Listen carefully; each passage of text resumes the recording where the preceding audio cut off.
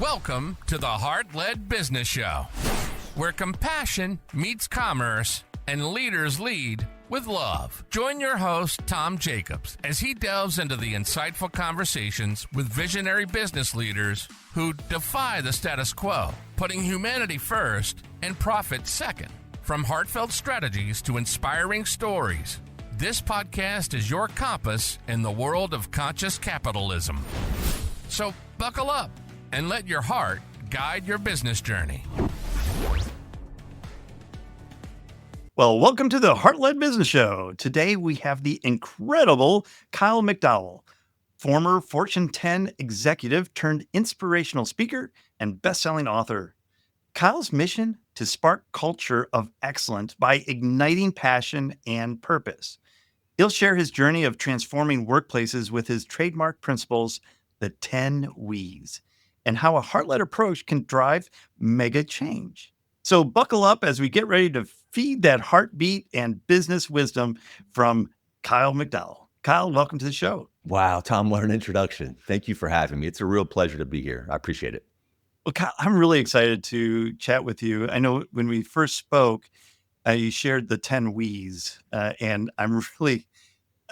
I shared that immediately with my team, and they're like, yes, that we need to adopt all of these. And I got to tell you, my favorite three is own your mistakes. I tell the team all the time, it's okay to make mistakes. That's how we learn. I'm not going to yell at you the first time you make the mistake, but maybe the second time, but we're going to learn. There's a tagline that I'm sorry to cut you off there, but you picked up on the spirit where that whole principle is intended to go. Oh. We own our mistakes, and I always add this tagline: we're not judged by our mistakes. We're judged by how quickly we remedy them and if we repeat them. Yes. So I love your take on that, brother. Yeah. We're going to make mistakes. We're human. Yeah. What are the other two? Pick each other up. It's so heartfelt. And then measure outcomes, not activity. So good. Those are, all 10 are golden, but those were my three top. So I'm excited to kind of get your take on all this heart-led stuff. I think we're meant to be together here today. So we've got a lot of common. I think a lot of overlap in how we approach business and entrepreneurship. So I think it's going to be a great conversation. Absolutely. And of course, I always like to start with the first question, which is, what's your definition of a heart-led business? I would actually answer the question in an odd way to remove the word heart and insert the word human. So let's lead in a human-centric way. So, and that's my answer, is that a heart-led business is going to be led by a human who knows that he or she worked with other humans, not means to an end, not cogs in a wheel, not just another number. There's a person with a personality and a family and a history and all the unique experiences and perspectives that they've lived throughout you're bringing that to the workplace. Yeah. But part of what fuels me today and where I became kind of disenfranchised from the whole corporate world, the whole engine, was watching and actually kind of perpetuating, treating people like less than human, all with the means to an end. It is a short-sighted way of living and leading. So I'd say human-centric. That means to the end is more profit, right? That was the old way, right? I'm a career operator. So I was in the corporate world for nearly 30 years, and I led really massive operations, tens of thousands of employees. I worked for 3 Fortune 10 firms. Oh. And I will tell you, one of the things that was so pervasive throughout every stop of my career was this focus on results with a void of focus on the people who actually delivered the results. And I was guilty of it as well, man. I was raised in the corporate world watching bosses bang their fist on a desk, raise a voice. If you got a sick kid, don't care. See you on Saturday, those types of things. So I was a product of that, and I perpetuated that. But when I realized the enormous impact and fulfillment that can be found when we kind of put aside the profit stuff, which I know is very important, obviously, but also tying it back to an operator, the operation stuff. So it's all KPI driven. It's a metrics heavy world if you're an operator or ops leader. So when you talk about profit and having a heart-led business instead of focusing exclusively on the profit, I say the same about the operation results. When I started to shift my focus on the people, the results came so much easier.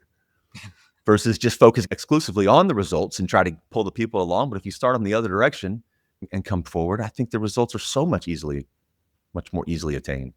It's My like experience. mine as well. Is like holding somebody's hand and you're leading them along with you versus the pushing, which somebody's going to push right back at you as well. It totally makes sense. Physics. Yeah. That's awesome. So tell us a little bit about the we principles and how you came up with them. Yeah, please. So as I mentioned, I was a longtime veteran of the corporate world, but it was probably around year 22 where my level of apathy had reached such a point that I just felt like I couldn't continue doing what I was doing. Mhm. And at that point, I was leading a team of maybe 5,000 people. And Tom, it's a real kind of gut check to wake up and loathe the environments that you were mainly responsible for creating. So that was a real kind of gut, punch to my gut. It's like, dude, you created this environment. Like, if you don't like this culture that you're in, you've got no one to blame but yourself. And it put me in such a place where I was just like, I don't know that I want to be this guy any longer. I was on the doorstep of a divorce that ultimately happened. My health was not where it needed to be. I wasn't a happy guy. Yeah. So at that point, I was very fortunate. I was able to just say, I stepped away. I was able to leave the corporate world for a minute. I knew I couldn't retire. I certainly wasn't in that position, but I felt as if I could take a month or two off and kind of get my head right before stepping back into the fray. And then I was greeted with an opportunity that I really felt like it was the right fit within a couple of weeks of stepping away. And so I took this role, which required me to lead about 15,000 people. It's a $7 billion program. Wow. And it was clear to me in the first month or two that there was some, I would say, cultural challenges. I wouldn't say the group was downright dysfunctional, but there were pockets of dysfunction for sure. And with an organization that size, the likelihood of having pockets of excellence, but also having pockets of real toxicity, and the two never even realizing it or recognizing that, hey, if one group within this group is not performing well, but the other one is, we're not winning. Right? You might feel like you are because you're a little group over here, because when it's a group of 15,000 people, there's certainly some high performers, but also pockets of opportunity. But about 60 days into the role, I requested to bring the top 40 or 50 leaders of this organization to a central location. We had an office in Lawrence, Kansas. And the night before I was going to meet with these leaders, I realized it was a gut check moment for me. It's like, okay, dude, you stepped away from the corporate world because you didn't like what you saw. You didn't like the leader you'd become. You didn't like how you felt about what you were doing. You were lacking fulfillment. All right, but now you've come back to this position, but it's an even greater scope. What are you about? Are you going to repeat the same recipe and get the same results, or are you going to do something a little bit more difficult and try to be the leader that you've always wanted to be, and more importantly, be the leader that you've never had? So, Tom, it was like midnight the night before, and I was terrified, dude. I didn't know what I was going to say. This imposter syndrome starts creeping in. I was really nervous, but I created a PowerPoint that night. Was just a handful of pages, and on the first page, and this came, by the way, as a product of me kind of replaying scenarios throughout my 20 years at the time that just left me feeling less than whole, left me feeling like I wasn't adding value, like I wasn't valued. And then I juxtaposed that with some really great experiences with a few leaders that I was fortunate to work with throughout my career. And I ended up with these 10 sentences. And they were essentially kind of the rules of the road. And they each started with the word we. And I'm not super creative, so I have the 10 we's. But the umbrella spirit of these things were like, and I said this very clearly to the team the next day. I said, these are the principles by which I expect you to hold me accountable. I expect you to hold me to these because I will hold you accountable to these same principles. Now, if you can't subscribe to any one of these 10, I will help you find another role. And I mean that sincerely, with no hard feelings. We're a big company, lots of opportunities. I will help you, but this is who we're going to be.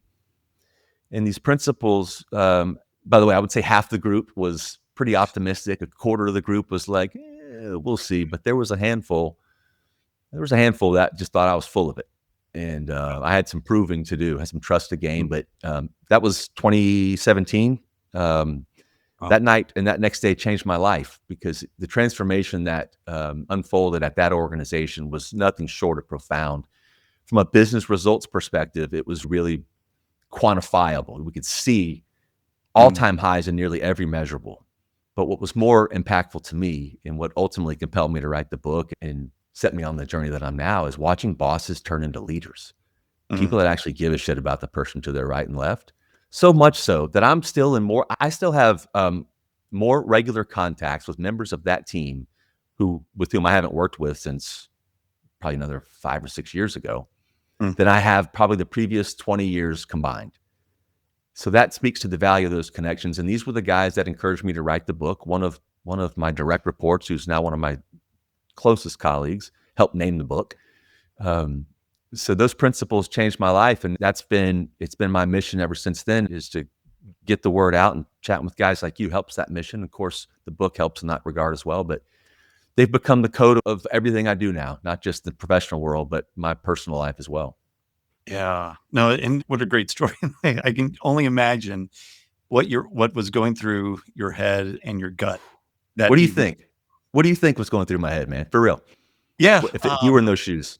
If I were in those shoes, I would be like probably in the toilet throwing up a little bit. But also, I'd probably be staring at my laptop at PowerPoint and like trying to figure out, like crashing everything that I had planned and going, is this going to work? Sounds familiar.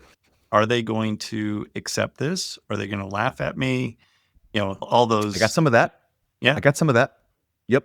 I got some of that. I had a peer, a colleague who was managing a portfolio quite a bit smaller, but still a good sized portfolio, call me corny to my face.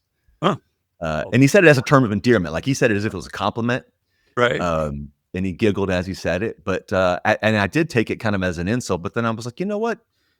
Call me corny all day, brother. If it's effective and we're doing things that this team's not done before, and the impact that we're having for each other is exponentially greater than what it was, then okay, I'll roll with corny all day. Yeah, of course. Why not? When you went into that role, was there already kind of writing on the wall in terms of there needs to be a dramatic shift in the organization and the culture? It was very obvious. And there were two things that I thought were screaming at me. Well, the first is the fella that I replaced was dismissed. I don't even know the specifics behind it, and it was obvious to me that the relationship he had with several members of really influential leaders on the team was not good. And I heard and once we got to know each other and worked with each other for a little while, I heard some horror stories. I quoted a couple in the book, but that, and I could sense from my boss, I could sense from him that there was some fatigue. And I remember at one point he even said, and he said it in some kind of crude way, but it was kind of funny, but essentially saying it was time to get some people out, make some hard changes. And I was like, well, why now? Because a new guy's here. Like that, they didn't wake up yesterday and start being underperformers. Like something had to have happened between, more recently that someone else should have addressed. But okay, if you want me to take some cows out to pasture, which I think honestly was the expression he used with me. Oh, wow. So the way right. So I could tell by his level of, dude, there was no ambiguity. He felt as if some folks had kind of outlived their role or outstayed their role, their effectiveness. But anyway, so it was obvious between that fella being dismissed before me, some of the horror stories I started to hear. And then also I could just sense from my boss that he was looking for someone. I think he was smart in that he recognized there were opportunities to kind of change the dynamic of the organization. It was obvious he wasn't the guy to do it. Yeah. But he at least, I think, was smart enough to recognize the need was there. And he felt maybe I was the guy to do that. I didn't know I was the guy to do that until that night in Lawrence, Kansas. Interesting. Now, were there profitability challenges prior to that as well? Is that maybe what precipitated him bringing you in?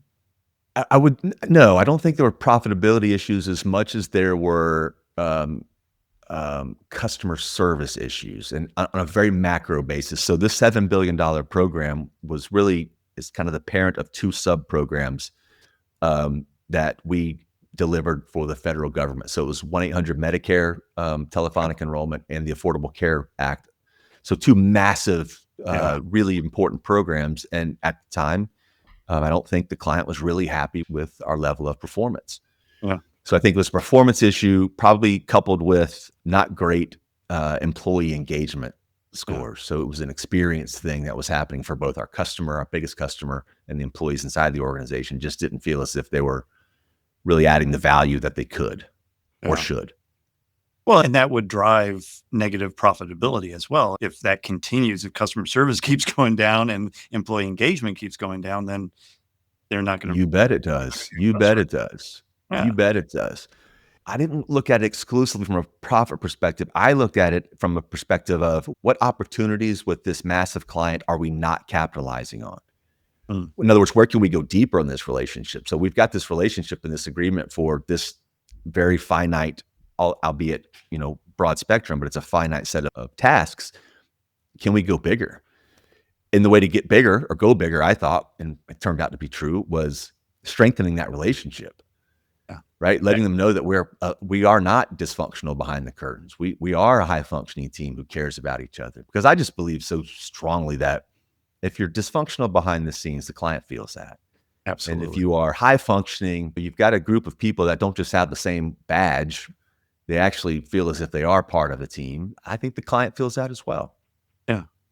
So what was the transformation like, and how quickly did that happen? It took a while. By the way, that is a very similar question that I get a lot now in what I do today, working with companies, is how long does this type of transformation take? And they hate the answer, and the answer is, I don't know. Yeah.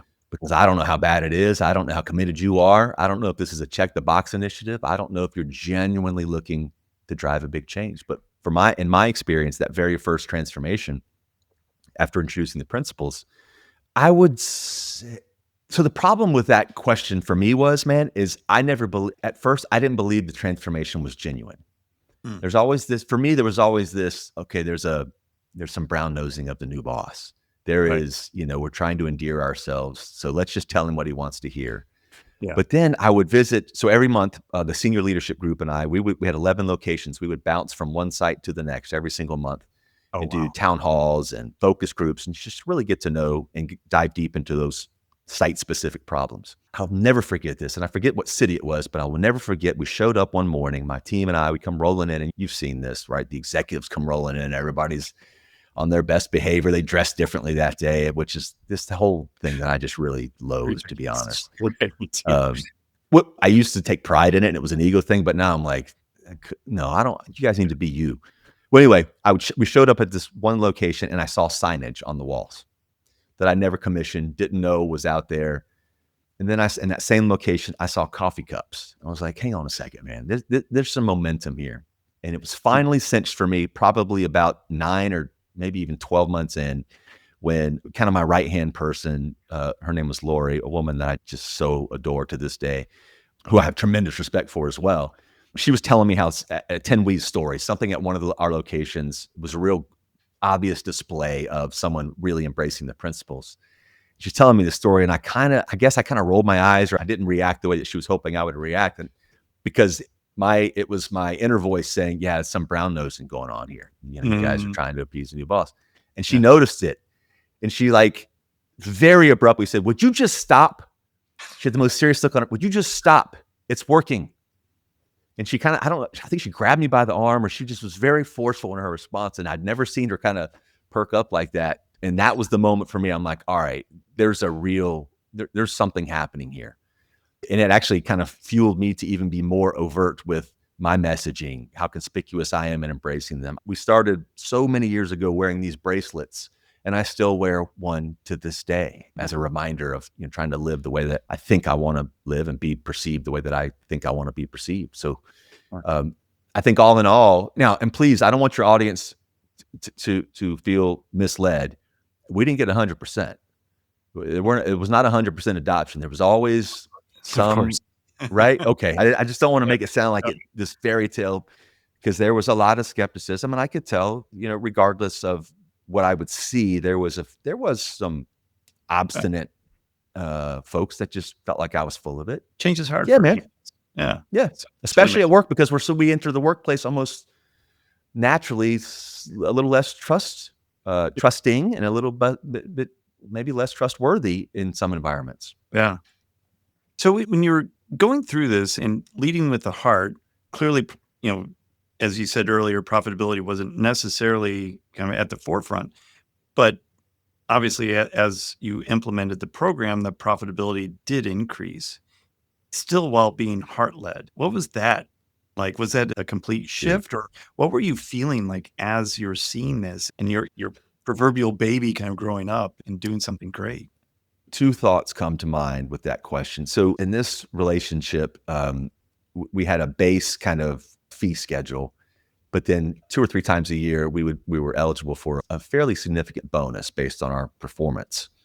And we went on a run, 2 or 3 years worth of unprecedented achievement in terms of so there's a pool of bonus, right? Yep. And usually get anywhere from like 70% of that pool to 90%, maybe 100% if you're really lucky, but who knows, but it's always based on performance. And we went on a run that we received percentages that we had never seen before.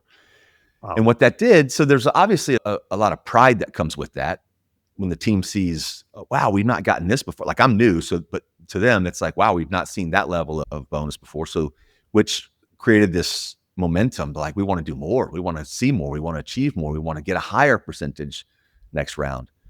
So that was kind of self-fulfilling. But then the second scenario, or the second thing that comes to mind, is the difference that we started to see with, and it's harder to quantify, but it was the change from boss to leader, where people really, they would recognize when someone else was struggling or another department was struggling. They'd throw their hand up and say, yeah, I'm gonna go spend some time in that group today. Or I'm gonna see what's needs, because they didn't seem like they had all their stuff together in the staff meeting this morning. So we started to see people really take more of a macro view of our success versus, any one person being successful in this kind of like, for someone to win, someone else must lose paradigm. It really became a team oriented endeavor. And I think to this day, there's probably an element of team within that group that's very different and stronger than it probably ever would have been otherwise. And they still use these principles. Yeah. Oh, that's interesting because, I've had 12 years in corporate hell as well. And it was always like divisions, right? And it was Yeah. very siloed, and what you're describing would never happen, where one division would look at another and say, hey, what can we do to help them? Right. Usually like they're the problem. They need to fix their stuff. Yeah. You'd be better if they were better, right? And, I bring back the profit quite a bit. A lot of heart-led business owners and people that are working in companies that are heart-led as well, sometimes don't believe that they should have a profit, that it's one or the other. You're either heart-led or you're building a profit. You can have both. And in fact, you can probably have a better profit if you're more heart-led. Yeah. Yeah. Amen. With greater impact. Yeah. Yeah. Amen. But let me throw a challenge to you though. Okay. So I'm going to guess you and I are, gosh, I hope this lands well. I'm going to guess you and I are similar in age. Yep. Like born in the 70s. Fair? 70. Yes. Okay. Good for you. You look great. You look fantastic. What did you observe? You're a product of what leadership example? Like what compelled you to lead the way you led, especially earlier in your career? And the ultimate question where I'm going with this is, if you would have talked to your 22-year-old, 25-year-old self, would you buy in to what you are kind of evangelizing today? No, I wouldn't either. Not at all. It's the challenge, brother. That's the challenge. How do we change that? Yeah. You with me? You know what I mean? Yeah, absolutely. And I think it is changing, because I don't see, it's been 20, 30 years since I've been in corporate. But even the friends that are in corporate, there's still the politics, but it's much more heart-led than it was like when I was in corporate. It was, management by walking around was the big buzzword then, and zero defects and Six Sigma. And they were just buzzwords to me. I was just like, I'm just here to make a paycheck. I want to advance. And I was advance, and I would get slapped down because I didn't have an engineering degree. Okay. To go into sales at a chemical company. They're like, oh no, Tom, you need a chemical engineering degree or an MBA to sell. Like, have you seen engineers at this company selling? or any company. That's kind of a tough combination of skills, right? It is. And then it takes a really special person that is both Yeah. right and left brained and which is Hmm. kind of doing all that. And it was so frustrating that there wasn't that support. There wasn't that open mindedness. Eventually I left corporate America and started doing my own thing. And I take those lessons of what I didn't like and I Right. brought that to, my different businesses that I've had over the years. Yeah. Some of the best learnings that I was fortunate enough to receive came from really crappy bosses. Yeah. You Yeah. know, I'm Yeah. with you. I Well, I like- think that's the challenge is right is getting, and I do believe I'm with you. I think there is a bit of a shift. Well, there's obviously massive shifts in the workplace, but the approach that leaders are taking today, I think, is shifting, and I think that's an evolution that we're seeing. But I just know that there's still a fair amount of cynicism and even skepticism from Oh, of course. all age brackets in the workplace that, you're just out for yourself. This is kind of a dog eat dog, kill or be killed environment. I got to look out for me. And it's exhausting. And it sure is. It's not sustainable over long periods of time, which is what I learned. Yep. Yeah. Even with my current team, it probably took 2 years for them to know that I really meant it's okay to make a mistake. Really? Yeah. And to just be open and honest with me and just like, hey, if you got a problem, let me know. And now Yeah. they're like, hey, Tom, I'm really struggling right now. Great. What do you need? What do you need from me Yeah. to Yeah. help you? My What do favorite you- question. Yeah. What do you need? Yep. Yeah. Yep. Good for you. Yeah. Well, I think what you just highlight though is we all bring our baggage, if you will, to the table. They didn't just their lack of trust in you had nothing to do with you. Of course not. Yeah. It's what we've all experienced, but you sure had to earn it. It sounds like 2 years was a time to earn it. Yeah, man. Good for you. That's a great story. Well, well, thank you for that. And it's all about perseverance as well. And I think a lot of heart-led business owners that are listening to the show are maybe a little short-sighted and they want something right away.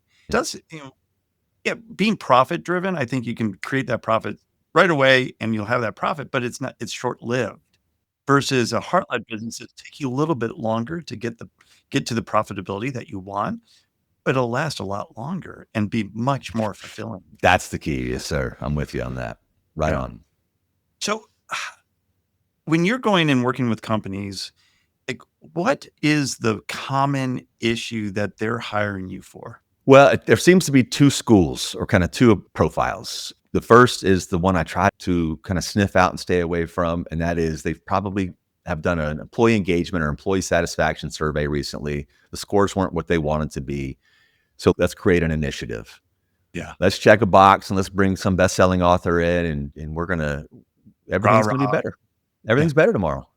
Yeah. And then the other group is my favorite and obviously where I like to spend my time. And that's, we got some work to do, by and large, we're pretty good people here, but we're not where we want to be here. And we know we can be better.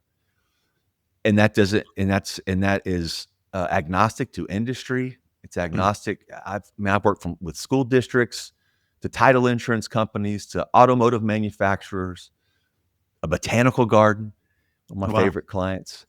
And either of those profiles, they get out of it what they put into it. In other words, right? So if it's a check the box, then, I'll check in a month or two later, maybe 6 months later, and nothing's changed. And I'm not surprised. But those that are like, you know what, we're gonna rope off 3 intense days to go deep into the principles of this book.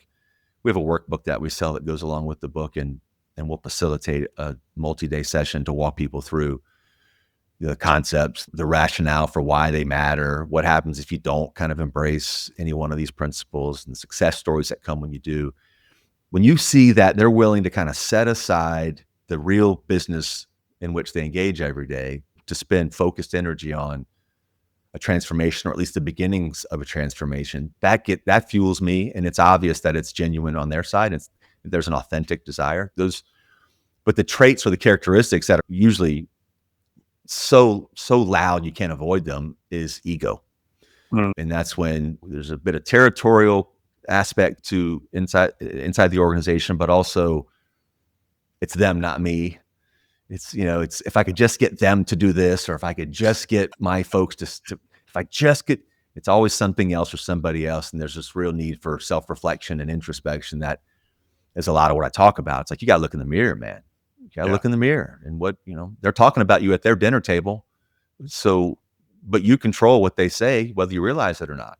So what do you want them to say? Behave in the way that you would want them to say, and your example is being replicated. That's the goal. Yeah. Wow. That little sentence that you just said, I think, is absolute gold, that they're talking about you anyway. How do you want to be perceived? It's up to you. Yeah. It's totally up to us. Yeah. Yeah. I was having a talk with my wife last night, man. She's in a role now where it's clear that those in a, level of authority or position of authority, they care more about checking boxes and making sure that every they manage.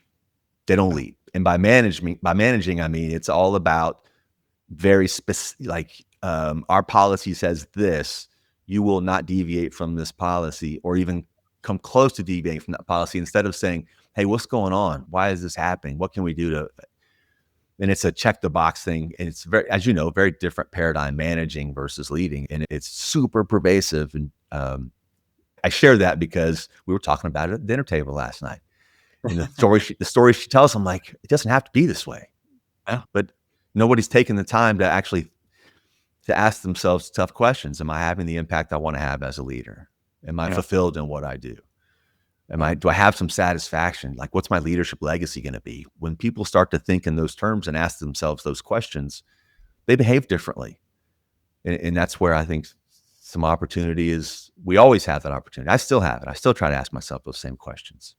Yeah. No, need to always check in and make sure you're progressing and asking those hard questions frequently, or else you're just so true. Be stagnant. Mediocre. Oh, yeah, man. I hate that. What a 4-letter word, mediocre. Right. Yeah. Well, Kyle, I can't believe the time has gone by as quickly as it has. It's what a great conversation, great nuggets to share with others that are struggling with being heart-led, and that there is light at the end of the tunnel, that you can be profitable and be heart-led at the same time. So how can people learn more about you and the 10 W's? Well, thank you for that. So my book is Begin with We, 10 Principles for Building and Sustaining a Culture of Excellence. It's a USA Today and Wall Street Journal bestseller. My website is pretty simple, KyleMcDowellInc.com. And I'm on essentially all social media platforms with the same handle, @KyleMcDowellInc. And I love using social media, not as an opportunity for, clout, likes, and those vanity metrics. I use it to engage. And every now and then, a lot more lately than maybe historically, I get hit from a reader here and there asking, what do you think about this situation? Or sometimes they say, you know what, Kyle, you're full of it. This is not something that's going to live in my organization. It's not going to work. You're naive. But I love engaging because that's how change is made. Yeah, exactly. And challenging too. My favorite. We challenge each other. That's right. Well, Kyle, thank you so much for sharing your time and your wisdom with us. I really appreciate it. I know our listeners really appreciate it as well. You're doing great work, Tom. Really important stuff, and I'm happy to be a part of it. So thank you for having me. Welcome. And thank you, listeners, for tuning in for today's episode. We really do appreciate it. And make sure you're checking out everything that Kyle is doing. We're going to link all of that up into the show notes. It's just right down below in the episode in the show notes. You can grab all that, click away, and check it out. And definitely take those 10 W's and bring them into your heart. And also, if you could do me a favor and share this episode with a friend or a family member that could use the advice that Kyle shared as well, that would be really helpful for building the show and helping more people be heart-led. And until next time, lead with your heart. You've been listening to the Heart-Led Business Show, hosted by Tom Jacobs. Join us next time for another inspiring journey into the heart of business.